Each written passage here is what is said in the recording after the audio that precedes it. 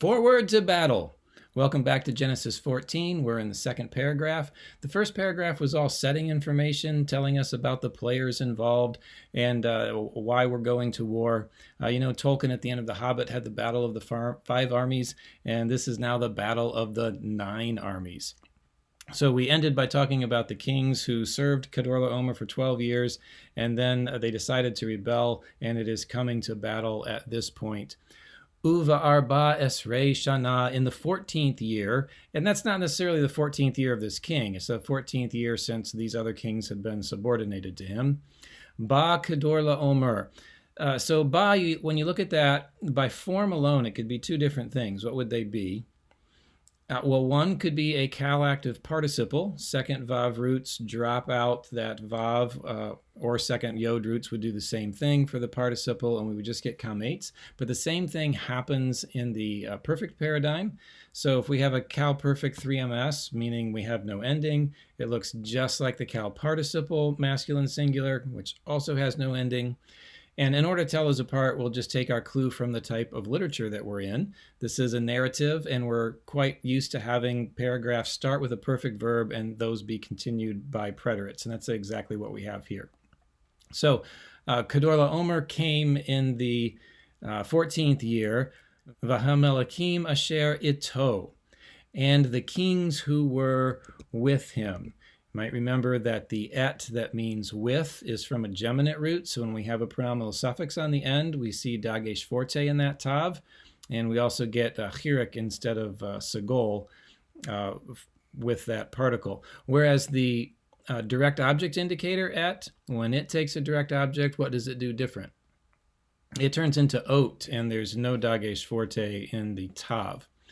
All right, so Kedorlaomer and the kings who were with him came, Vayaku et Riphaim ba'ashtorot karnayim. Let's take Vayaku apart first. What do we see at the end?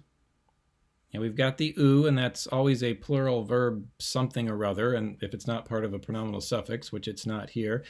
At the beginning, we have Vav Patak Dagesh. The Dagesh goes in Yod. So Yod at the front and U at the end.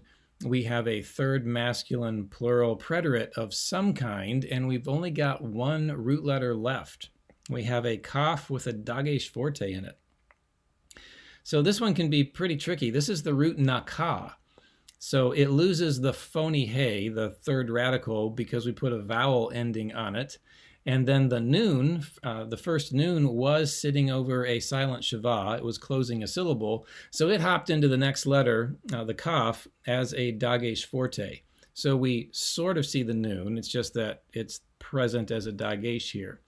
The prefix has patak. So which stem gives us a patak or an A-class vowel with the prefix? Especially that would have been a pretonic closed short syllable at the beginning with patak. And yeah, that would be the hifil. Now, the root naka pretty much only occurs in the hifil and the hofal. It's not even like those verbs that are hifil and active voice and nifal for passive. There's maybe one case in the nifal, but this is pretty much a hifil hofal verb, and it means to strike, to attack, maybe to defeat. So they struck, they attacked, they defeated the Riphaites in Ashtorot Karnayim, Ve'et Hazuzim Baham, and they defeated the Zuzites in Ham, which will look like ham in English, I guess. Ve'et Ha'emim B'Shava Kiryatayim, and they defeated the Amim, the Amites, in Shava Kiryatayim. Ve'et Hahori, and the Horites, Bahararam Seir. And the Horites okay, let's look at this. We've got a text critical note on it. And the text critical note tells us, well, LC, squiggle, vers, and gives us pretty much the same word, except instead of a 3MP pronominal suffix mem, we have a yod on the end, implying tsere yod, a masculine plural construct ending. So what does the note mean? So read with the Samaritan Pentateuch, and then VRS, and I can't speak Latin, but versiones omnes vel plurime, all or most of the witnesses for the Samaritan Pentateuch have this reading with a yod instead of with a mem. What would the difference be? The root is still har either way. Har is a geminate root, although we don't often see both ratios. So if it's the masculine plural construct, it would be in the hills of Seir. And if it is a 3MP suffix, it would be in their hill country, i.e. Seir. So it would be one of these. The Horites in their mountain, Seir, or in the hills of Seir.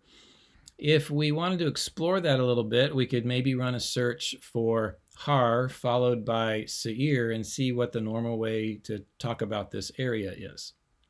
So if we run that search, and I ran it with Har separated from Seir by potentially 2 words, so there would be space for a pronominal suffix.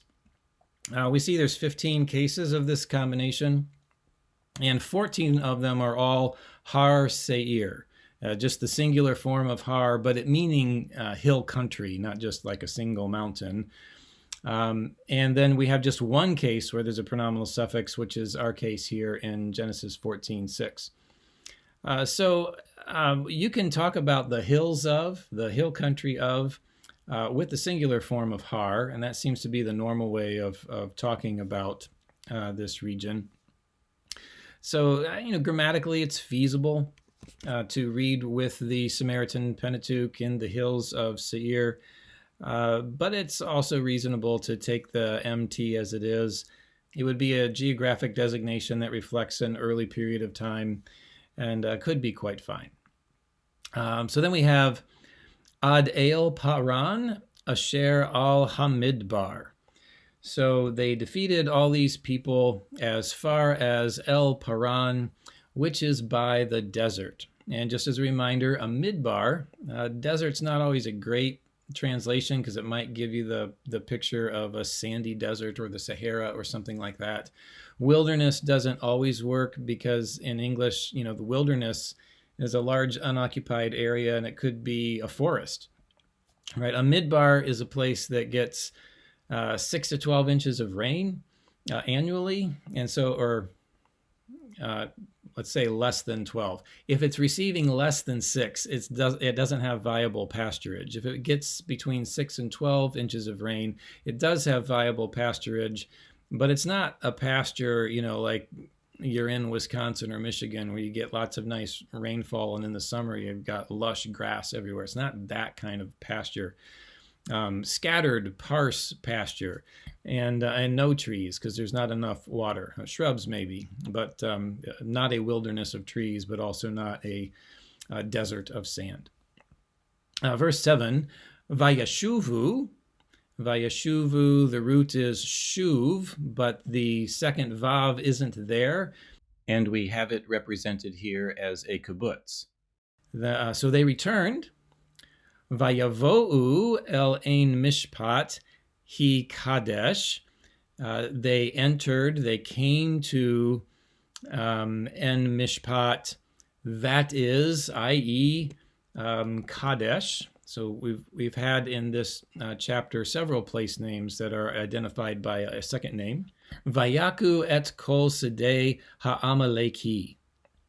So they also struck or defeated all of the field of, all the land of, all the country of the Amalekites.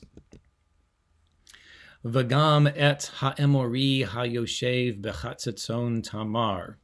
And also the Amorites, plural, even though the form is singular here, we need plural in English. The Amorites who were living in Chatzatzon Tamar. And why is it that we think it's Hatzetzon and not Chatzon? Well, if we had a silent Shavah under the Tzadi, we would have expected it to jump into the next Tzadi as a Dagesh Forte. Whereas if it's a vocal Shavah, then we won't get that kind of behavior. So again, we've got a lot of proper nouns, but We got to review Naka again, which is often a funny looking word because it's lost two radicals. And maybe this is a good time for us to review some second Vav and second Yod roots, since we've got Vayashuvu and Vayavo'u here. I forgot to comment. The next verse is going to be Vayetze Melech Sodom. So we're going to be switching subject, and that's why we're starting a new paragraph in that next verse. So here's a chart from chapter 13 of my textbook. It's presenting second Vav and second Yod roots. And when we look at, say, Shuv, Sim, and Bo, and we look through their imperfect forms, we see that infinitive construct in essence all the way through there. But because the second radical is a vowel, the first radical has to go lead a syllable, and that means the prefix is no longer joining R1 to make pretonic close short. The prefix now is in an open syllable, so it's going to be pretonic open long. And you can see whether it's the imperfect or the preterite for all of these three, we have a kamates under the prefix, pretonic open long kamates. That's because back in time, the imperfect was yaktul, and eventually it becomes yiktol. So this is being lengthened back when we still have an A-class vowel under the prefix. Bosh is different. Bosh is a stative, and the historical form for statives was yiktal, just like we still have for yikbad or yilmad or something like that. And so there was an E-class vowel under the prefix, and when this opened up, it becomes seire. And so we have a-vosh and te-vosh and te-voshi. Getting back to our fientives, in these roots that are R2 Vav and have Shurik for that Vav, when we go to the preterite or to the Jussive, in both of those the accent moves up, and the Mater Lectionis is going to be gone. Most of the time we're going to have a Kametz Chatuf or Kametz Katan or short O Kametz, lots of different names for it. In the case of verbs that have cholam vav with their vav as the second root letter, we don't get a changed vowel. We may not have the vav written, right? It might be there, it might not be there, but it will stay as a cholam throughout the paradigm. And where we have second yod, we should have the mater through the imperfect paradigm. In the preterite, we are mostly but not always going to lose it. But we are going to find the same vowel class. We're going to have E-class vowel all the way through because of the influence of that second yod. Okay, that's our review for the day. Come back next time to see how the battle goes.